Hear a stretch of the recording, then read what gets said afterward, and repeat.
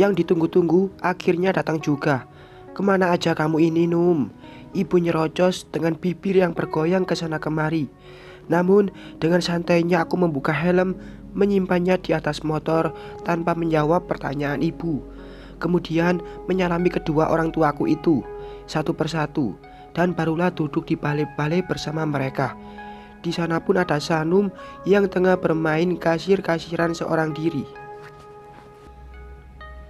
"Dari mana?" tanya ibu untuk yang kedua kalinya. Dari kedai kopi dulu, Bu. Tadi aku yang minta Ranum ke sana. Maaf, harusnya aku tidak libatkan Ranum dalam pekerjaanku, ujar Sony menjawab pertanyaan ibu. Padahal bukan itu jawaban yang hendak aku ucapkan. Namun pria itu malah bicara demikian. "Oh, ya sudah." Aku mengerutkan kening melihat ibu yang hanya menjawab singkat seraya berlalu. Biasanya tidak seperti itu. Ibu biasanya selalu nyerocos jika ada yang tidak sepaham dengannya. Namun kali ini dia berbeda. Meskipun aku datang telat juga bersama Sony, tidak aku lihat wajah juteknya pada suamiku. Tadi ibu dan bapak dapat rezeki ikan mas yang besar yang waktu itu ditangkap lepas lagi. Tadi dia terjerat oleh jaring yang dilempar Sanum ke dalam kolam. Makanya ibu teleponin kamu nyuruh datang ke sini buat makan bareng sama kita. Bakar ikan sambil liwetan. "Nih, ibu sudah bikin nasi liwetnya," ujar ibu keluar dari rumah seraya membawa panci telepon. Aku bengong. Kukira ibu menyuruhku datang ke sini karena ada yang ingin dibicarakan. Namun ini di luar dugaan. Ibu masuk ke rumah setelah menyimpan panci di balai-balai. Kemudian dia datang lagi dengan ikan bakar di atas nampan. Wanginya langsung membuat perutku keroncongan. "Nih ikannya." "Geser, Pak." Ibu menyuruh bapak sedikit menjauh agar dia bisa menyimpan ikan di tengah-tengah kami yang duduk saling berhadapan. Aku masih diam melihat ibu yang tiba-tiba berubah drastis. Tidak aku dengar lagi dia menyindir suamiku. Tidak ada kata yang membuatku tidak enak hati. Justru sebaliknya, tadi sekilas kulihat ibu tersenyum ke arah suamiku. Setelah ikan, kini ibu mengambil piring beserta lauk pelengkap juga lalapan.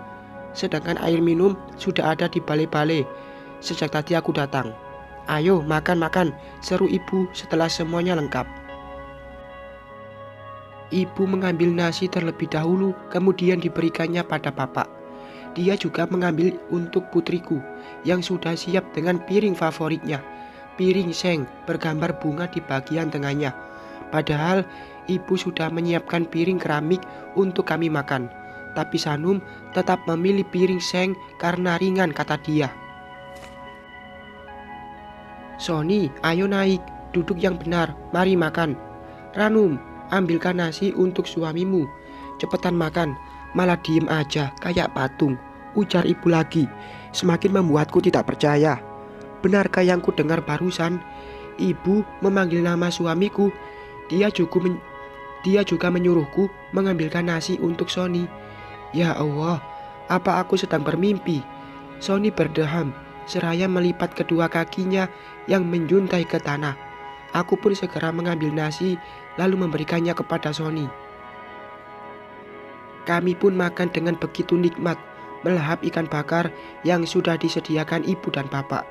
Meskipun hati masih tidak percaya dengan sikap ibu yang tiba-tiba ramah pada Sony, namun tak urung bagiku untuk menikmati semua suguhan yang ibu berikan. "Tambah lagi, Son, masih banyak ikannya nih," tutur ibu lagi kepada suamiku. Sony hanya mengangguk seraya tersenyum simpul. Mungkin dalam hatinya dia pun merasakan keanehan pada diri ibu, namun tidak berani bertanya, hanya menikmati momen langka ini. "Bunda, Sanum hebat kan, bisa nangkap ikan besar." Enak," ujar putriku seraya mengangkat jempol yang hitam oleh kecap. Kami semua tertawa dengan tingkah Sanum yang menggemaskan. Pipinya penuh oleh nasi. Bulu mata lentiknya bergoyang seiring dengan matanya yang merem melek.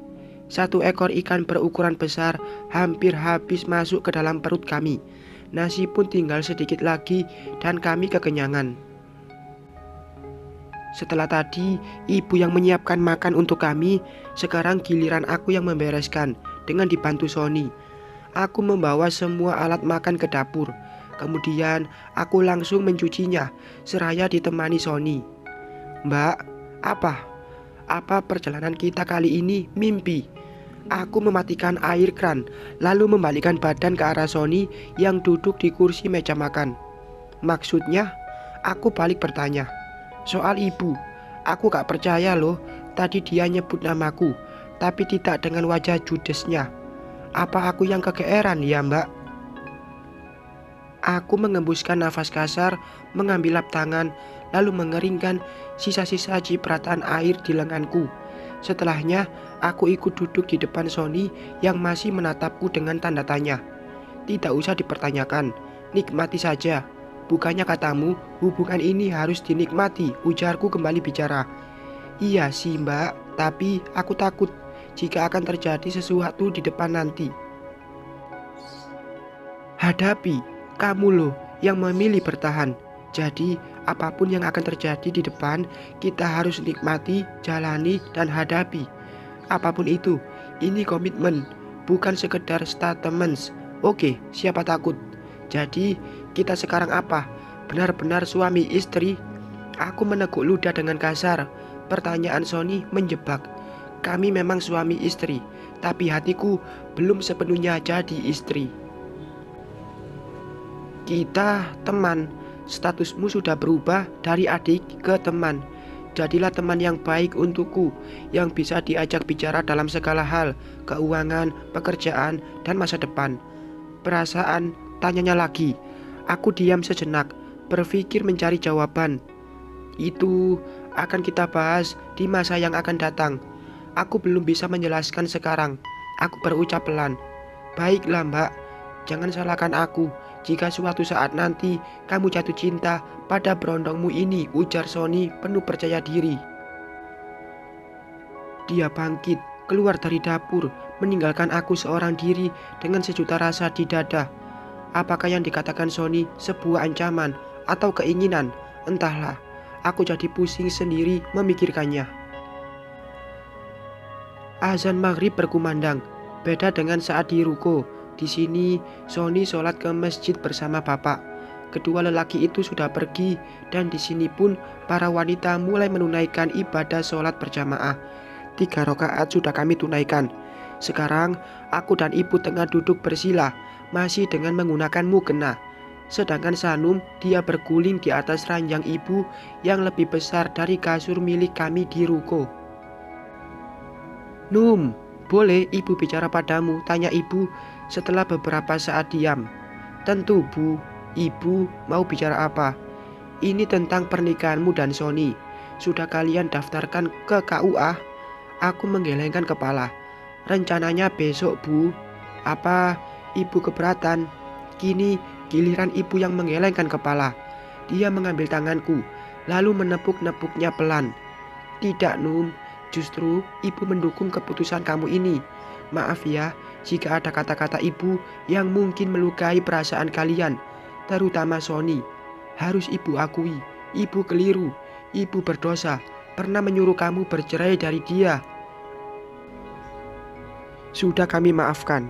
Kalau boleh Ranum tahu, apa yang membuat ibu menjadi luluh dalam waktu 30 hari? Bukannya kemarin-kemarin ibu sangat menentang keras pernikahan kami?" Aku kembali bertanya. Ibu berdeham, sebelah tangannya memperbaiki letak mukena yang membalut tubuh suburnya. Dia juga melirik Sanum sebentar, lalu kembali fokus menatapku yang menunggu jawaban. "Ranum, marahnya seorang ibu itu hanya sesaat. Di saat hati sudah mulai tenang, pikiran kembali normal, maka hilang sudah rasa kesal itu. Begitupun ibu. Kemarin-kemarin hati ibu masih beku. Ada rasa takut di dalam hati akan masa depan kamu, Num. Tapi benar kata bapak, jika anaknya ingin kuat, maka ibunya pun harus lebih kuat. karena seorang ibu akan menjadi tempat putra-putrinya mengadu setelah pada Allah. Dan ibu sangat merestui pernikahan kamu dengan Sony. Berbahagialah nak. Aku langsung memeluk ibu mengucapkan banyak terima kasih atas doa dia untuk kebahagiaanku. Suara bapak dan Sony yang baru saja pulang dari masjid membuat kami saling melepaskan pelukan. Aku dan ibu pun keluar menemui mereka yang tengah duduk di depan televisi. Mau kopi, gak pak? Tanya ibu pada suaminya. Maulah bu. Masa ditawarin enggak mau? Jawab bapak. Aku langsung duduk di samping Sony yang masih memakai sarung. Peci yang ada di kepalanya menambah tampan paras yang dia miliki. Harus aku akui, Sony lebih tampan dari kakaknya. Mungkin karena usia dia yang masih muda, juga postur tubuh yang lebih tinggi dari Mas Sandi, membuat Sony memiliki daya tarik tersendiri. Om Sony, pinjem. Sanum mengambil peci dari kepala Sony lalu memakainya. Gadis kecilku tertawa sendiri seraya berdiri di depan cermin yang ada di ruang tengah. Dia menggoyangkan kepalanya, membuatku ikut tertawa. Mbak, pulang yuk. Sony mencolek pinggangku. Pulang? Tanyaku memastikan. Dia mengangguk yakin. Aku menoleh ke arah dapur di mana ibu berada, lalu berucap sedikit berteriak memberitahukan jika kami akan pulang. Kok pulang? Tidur di sini saja, Num. Bapak berkomentar. Betul, kata bapak. Tidur di sini saja, Num. Mentang-mentang masih pengantin anyar, maunya pulang terus. Untuk malam ini nginap di sini. Ya, Son ya. Nginep di sini 1 malam saja. Ibu ikut menimpali dengan melemparkan kata pada Sony. Pria yang tadi mengajakku pulang, dia langsung mengiyakan ketika ibu yang meminta. Segitu hormatnya Sony pada ibu, antara hormat dan takut sebenarnya. Ibu menyimpan 2 gelas kopi di atas meja beserta dengan kue pukis yang ibu buat sendiri. Seperti yang sudah dipersiapkan, ibu menyuguhkan beberapa makanan ringan pada kami. Waktu terus berjalan, hingga malam pun semakin larut.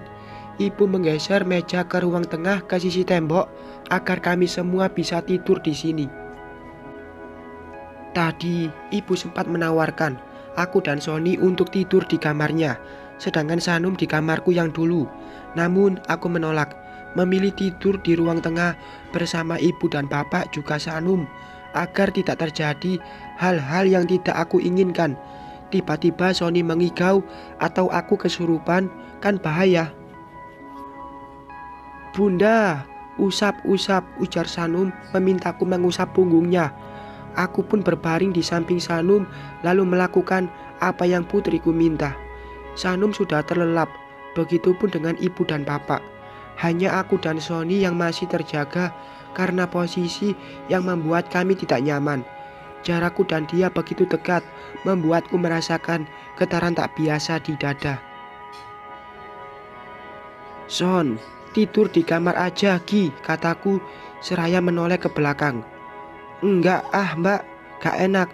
Masa yang lain di sini, aku di kamar. Tenang, aku tidak akan ngapa-ngapain kamu kok mbak. Sony berbisik. Aku pun tidak memperdulikan dia lagi. Mataku sudah berat dan aku pun langsung terlelap. Entah berapa lama aku tidur, tapi tiba-tiba saja mataku terbuka, namun gelap. Ruangan yang tadinya terang benderang, kini tak sedikit pun cahaya yang kulihat. Dan satu lagi keanehan yang kurasa di sini. Jika tadi aku tidur memeluk Sanum, tapi sekarang kenapa Sanum berubah jadi sangat besar dan hangat sekali. Aku meraba-raba setiap permukaan yang aku peluk, bernyawa. Ada detak jantung saat tanganku meraba bagian atas permukaan bidang itu. Kini tanganku beralih ke bawah, hingga akhirnya tanganku dihentikan oleh suara berat seseorang. Jangan di sini mbak. Buru-buru aku menaikkan kedua tanganku lagi. Kemudian mengusap-ngusap permukaan yang kuyakini perut seseorang sambil berpura-pura mengigau.